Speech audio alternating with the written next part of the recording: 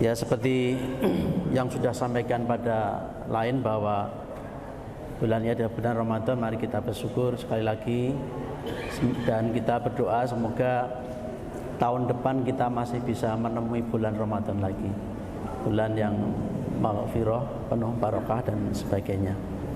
Yang tentunya setiap ibadah itu pada prinsipnya adalah mempunyai aspek sosial, ya. Aspek, apakah itu bulan Ramadan, apakah itu ibadah-ibadah yang lain, ya, semua mempunyai aspek sosial. Bahkan sholat itu juga punya aspek sosialnya, ya. Sholat mungkin yang sangat individual itu hanya syahadat, ya, yang mungkin tidak kelihatan aspek sosialnya.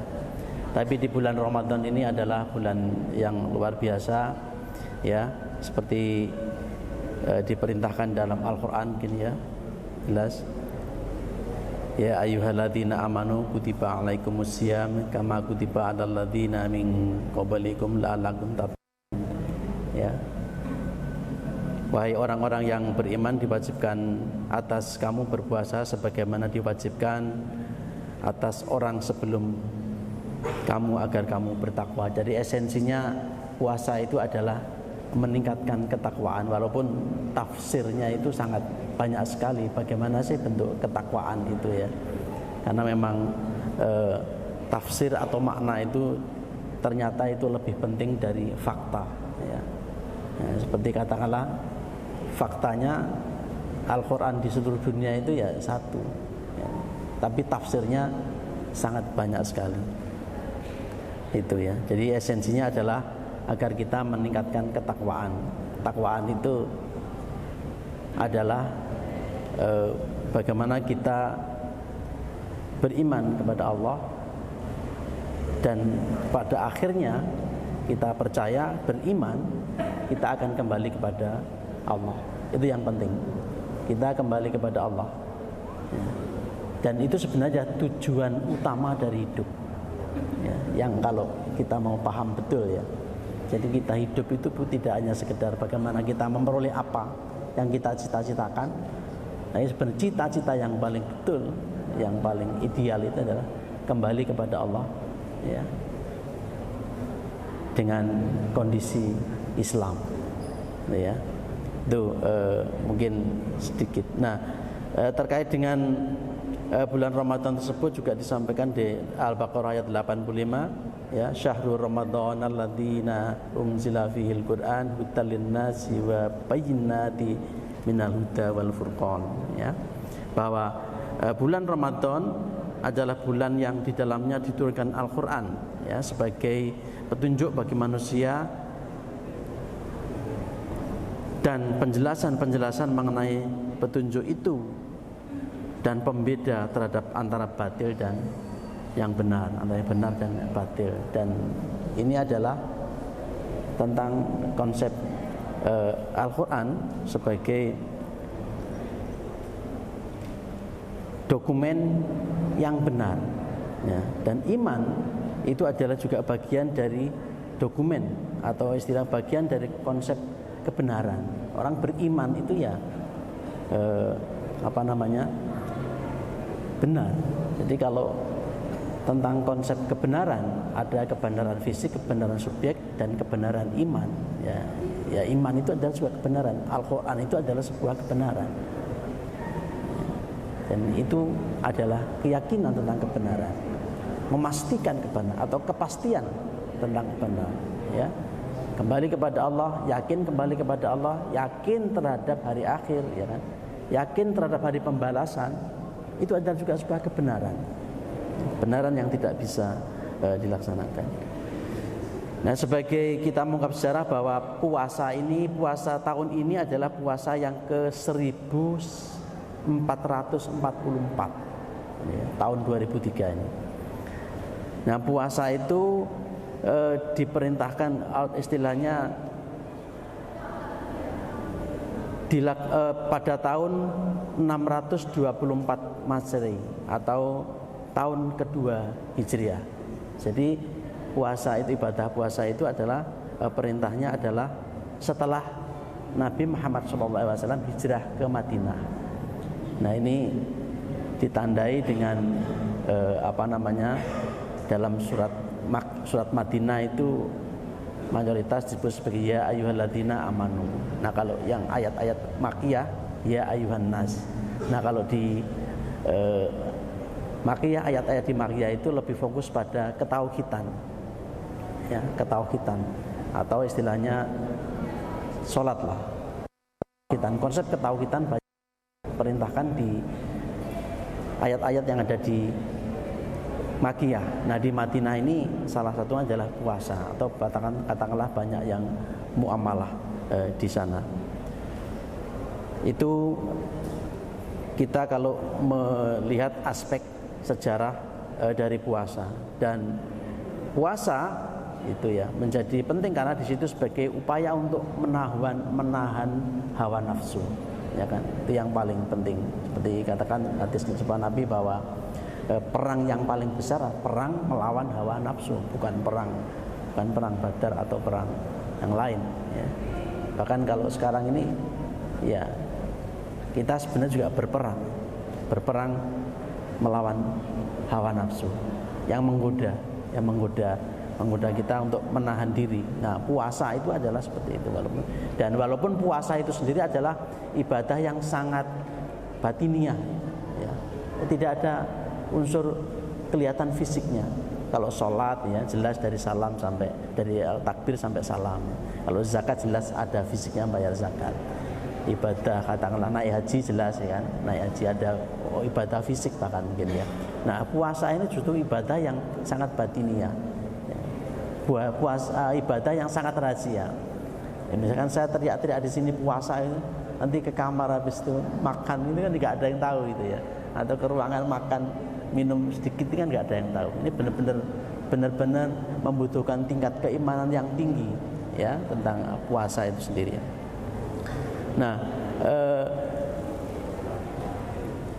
Nah, apa sebenarnya aspek sosial dari puasa itu? Sangat banyak sekali, ya. Kalau kita melihat, kita perhatikan di sekitar kita, ketika bulan puasa itu luar biasa. Bisnis makanan itu bukan turun, tapi tambah naik. Omset penjualan makanan tambah naik. Pemerintah menyediakan bahan pokok itu lebih banyak di bulan puasa padahal mestinya orang puasa itu kan menahan diri untuk lapar, ya, hawa nafsu kan begitu, ya. Atau yang paling gampang kalau anak-anak ya menahan diri dari lapar, makannya dikurangi. Tapi secara statistika itu justru konsumsinya banyak di bulan puasa, ya, daging, telur misalkan begitu, ya, minyak goreng dan itu banyak juga. Nah itu adalah salah satu dikatakan kemurnian atau kebarokahan dari puasa. Ya, puasa itu membawa berkah tidak hanya sekedar orang Islam, bahkan yang non Islam juga membawa berkah. Perhatikan itu kalau setelah mulai Ramadan itu mall rame, ya kan, orang pada belanja baju baru, barang baru, bahkan yang punya ya mobilnya harus baru, ya. Kalau mau pulang kampung ya kalau bisa mobilnya baru, tapi jangan sampai flexing, gitu, ya. Kira-kira begitu. Nah ini aspek sosial salah satunya itu, ya. Nah pada prinsipnya menahan lapar, menahan hawa nafsu itu esensinya. Tanda bahwa kita itu pada prinsipnya makna di dalamnya adalah kita untuk menahan diri, ya, menahan diri masing-masing, ya. Menahan diri dari godaan-godaan, ya, itu. Terus pada akhir bulan Ramadan kita diminta untuk membayar zakat. Ini juga masih perangkaian, atau bahkan ketika di bulan Ramadan ini orang-orang berlomba-lomba untuk membayar infak zakat atau buka bersama, atau istilahnya makan ngasih di masjid-masjid selalu ada untuk berbuka, ya kan? Itu juga bagian dari aspek sosial, sehingga ini saya pikir bagian dari rahasia Allah bahwa semua ibadah yang kita lakukan itu mempunyai dampak sosial, ya, dampak ekonomi, dampak transaksi. Ini luar biasa. Jadi tidak serta-merta bahwa ibadah itu adalah kita itu hablum minallah, tapi juga sebenarnya yang paling banyak hablum minannas. Ya, yang paling banyak itu hablum minannasnya daripada hablum minallahnya. Katakanlah kalau hitung durasi misalkan orang naik haji, itu kalau naik haji selama 40 hari misalkan begitu, itu kira-kira di posisinya di katakanlah di Masjidil Haram atau di Madinah itu berapa menit gitu ya.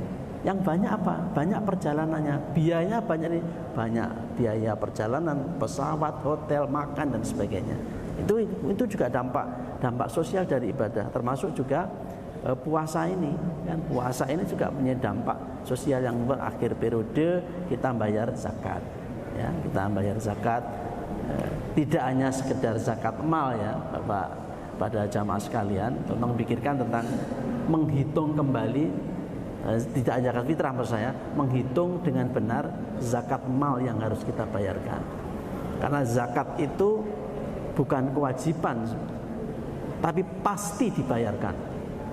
Kalau katakanlah para jamaah sekalian yang katakanlah lalai membayar zakat, Allah akan sendiri akan menarik zakat itu, ya, begitu, pasti dibayarkan.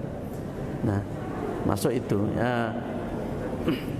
Nah, untuk diketahui, ini saya tadi membaca literasi di Basnas, SK Basnas nomor 1 tahun 2003 tentang nisab zakat, bahwa nisab zakat pendapatan penghasilan pada tahun 2003 senilai 85 gram emas atau setara dengan 81.945.666, katakan 82 juta lah gitu ya, 81 juta lebih.